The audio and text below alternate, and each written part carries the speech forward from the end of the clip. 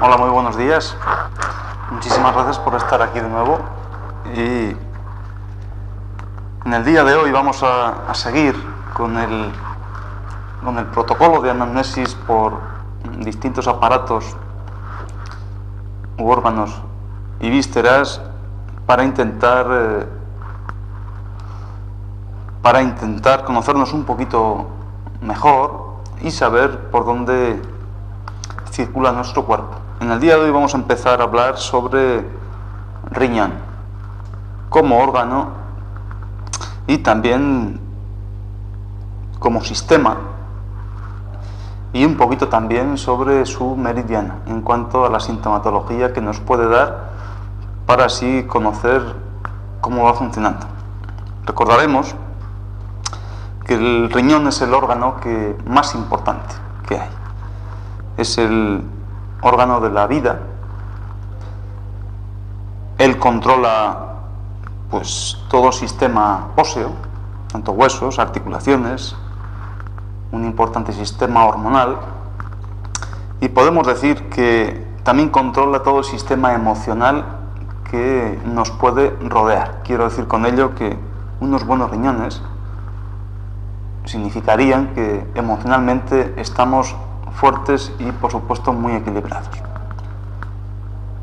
Como decíamos en un programa anterior, el animal que los orientales habían asemejado era la rata, ese animal que es capaz de vivir en los peores sitios, los más lúgubres, más húmedos, más poco elegantes, digamos así, ¿no? Y la característica por la forma de este animal es que tenía una cabeza muy pequeña, y después un abdomen y una parte posterior del cuerpo muy grande, también ataviada con una gran cola. Y la característica también es que tenía una excelente dentadura, capacidad para roer prácticamente pues todo, ¿no? Entonces este animal, bueno, nosotros lo tenemos como bastante repudiado, ¿no? Vemos una rata y enseguida se nos ponen los pelos de punta por lo que es capaz de sorprendernos, ¿no? Y casi siempre en un sentido bastante negativo. Pero no vamos a ese sentido, sino a lo que es capaz de hacer ese animal, por asemejarlo, para entender un poquito cómo entendemos nosotros ese órgano de los riñones. Muy bien. Esta rata tiene una característica de abnegación, digamos así, ¿no? Es decir, que controla absolutamente toda la emoción, y como esa madre, aun estando en el peor sitio, ningún ratoncito, ningún hijo de ella, aun viviendo en el peor sitio, es capaz de dejar morir de hambre o de frío o de humedad, ella siempre los va a cuidar, a pesar de que pase de las peores condiciones. Entonces, vamos a empezar a señalar un poquito las preguntas que nos podríamos hacer en cuanto a ese órgano riñón como órgano. Entonces deberíamos preguntarnos sobre la función urinaria y la función de metabolismo de líquidos y minerales. También hay que decir y que recordar con el programa anterior que riñón y vejiga, como compañeros que son, van como muy unidos, ¿no? Preguntarnos si orinamos bien normalmente. Eso significa que muchas personas dicen: pues yo orino muchísimo, estoy todo el día orinando, incluso me levanto también por la noche pues 3 o 4 veces, entonces ese riñón pues debe de funcionar estupendamente bien. Hay que decir que el orinar mucho no significa orinar bien. Debemos preguntarnos si hemos sido o hemos padecido alguna vez algún tipo de litiasis, piedras en el riñón, ¿no? Cuando hemos sufrido algún cólico por un depósito, bien en riñón o bien en las vías excretoras, que nos ha impedido, por la formación de estos calculitos, esos cólicos tan francamente dolorosos, que nos dejan completamente para el arrastre, ¿no? Entonces, dentro de estos cálculos, de estas litiasis, hay que ver un poquito la naturaleza de este cálculo. ¿Por qué? Hombre, hay varios tipos, ¿no? Pero los más frecuentes son los cálculos de ácido úrico y los cálculos de oxalato cálcico. Ya decíamos en un programa anterior que los cálculos de ácido úrico deberíamos tener en cuenta que la etiología, el por qué se han formado de esa forma, son unos cálculos más bien oscuros, que en una radiografía normal y corriente son capaces de visualizarse. Era un problema por hígado y riñón, mientras que los cálculos de oxalato cálcico eran aquellos de un color pues blanquecino, que había que hacer unas pruebas un poco más complicadas, con contraste me refiero, porque en una radiografía simple pues no éramos capaces de verlos. Y entonces el problema venía normalmente de bazo y de riñón, como decíamos ya en otro programa.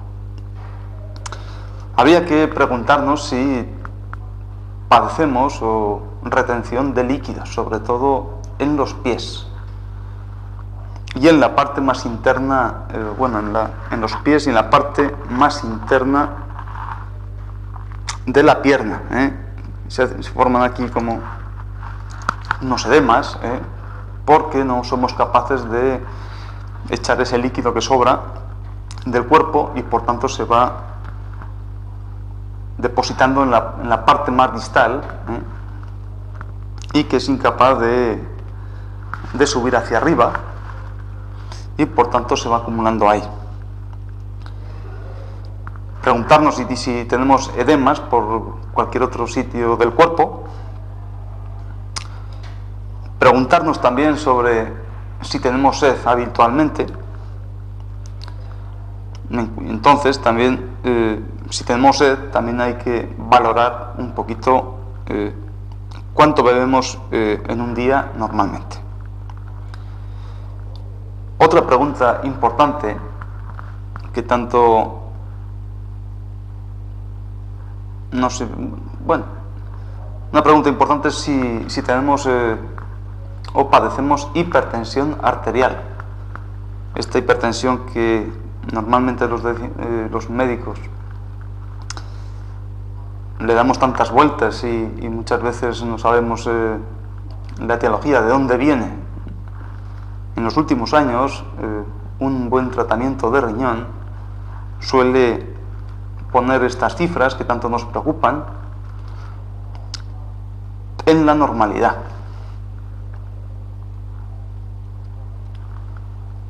También nos tenemos que estar preguntándonos sobre la función sexual, sobre todo en las mujeres, valorando la función reproductiva, dado que la función sexual en cuanto a apetito y relaciones en la mujer corresponden a su intestino delgado y a su riñón. Ya decíamos en alguna otra ocasión que una mujer con intestino delgado alterado daría mucho a la formación de quistes, alteración en las reglas, mucho dolor en las reglas, y su capacidad reproductiva estaría funcionalmente muy alterada. En mujeres también preguntar, aunque es más cosa nuestra, a qué edad tuvo su primera regla, cada cuánto tiempo la tiene, cuántos días de menstruación tiene, cómo son sus reglas, si son abundantes, escasas, dolorosas, irregulares, cortas, si no las hay, etc. Si esta mujer mancha durante el ciclo, o sea, me refiero fuera de la regla, sí suele manchar con cierta frecuencia. ¿Cuándo ha venido su menopausia? ¿A qué edad? ¿Y qué sintomatología vino? Aquellos sofocos que dicen las señoras, y cómo pasa ese ciclo tan importante en su vida. Si ha estado alguna vez embarazada, cuántas veces, cuánto hace, cuántos abortos ha tenido, cómo han sido, si ha tenido hijos, cómo fue ese embarazo, cómo fue el parto. Eso es muy importante. Preguntar también si estamos tomando alguna medicación tipo anticonceptivos. Y por supuesto, ¿de qué tipo?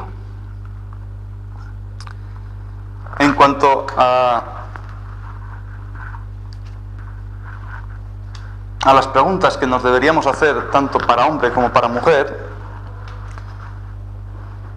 preguntarnos si tiene hijos, cuántos, de qué edad, si padece alguna enfermedad hereditaria, etcétera. En cuanto a la función endocrina, si tiene o no tiene bocio. Entonces, a partir de aquí, ¿qué relación puede tener los riñones con bocio? Que riñones está en la parte más posterior, ¿no? Bocio está en la parte anterior del cuello. Entonces también tenemos que decir que ese meridiano de riñones, viniendo desde la planta del pie, asciende hasta arriba y termina justamente a ambos lados del cuello, justamente debajo de la clavícula, en estos dos puntos de aquí. Entonces, mucho problema o esa alteración en esa energía de riñón va a suponer que estos meridianos no va a subir suficiente fuerza y vamos a tener ahí bastantes problemas con ese tiroides.